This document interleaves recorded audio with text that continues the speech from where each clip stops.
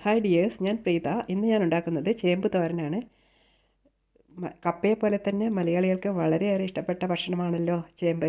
Sodium, magnesium, potassium എല്ലാം അടങ്ങിയതാണ്. Hyper tension കുറയ്ക്കാനും സഹായിക്കും, അകാല വാർദ്ധക്യം തടയും.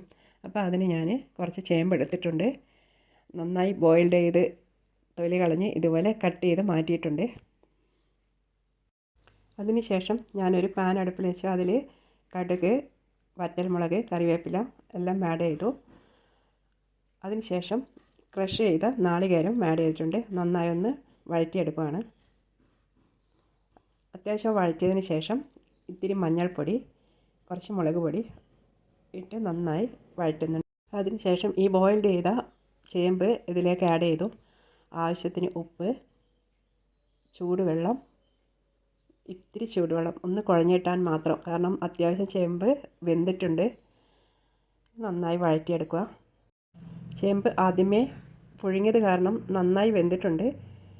ഇപ്പോൾ ഇത്തിരിയും കൂടി മാത്രം വെന്താൽ മതി.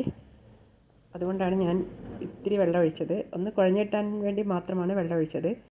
ഇതിലുള്ള വെള്ളമെല്ലാം ഡ്രൈ ആയി വരുന്നുണ്ട്. അപ്പോൾ ചേമ്പ് തോരൻ റെഡി ആയിട്ടുണ്ട്. നല്ല ടേസ്റ്റാണ്. ഇതുവരെ ട്രൈ ചെയ്യാത്തവരൊന്ന് ട്രൈ ചെയ്ത് നോക്കൂ. കഞ്ഞിയുടെ കൂടെയോ ചോറിൻ്റെ കൂടെയോ എങ്ങനെയും കഴിക്കാൻ നല്ല ടേസ്റ്റാണ്. നെക്സ്റ്റ് വീഡിയോയുമായി നെക്സ്റ്റ് ടൈമിൽ കാണാം. Okay, by.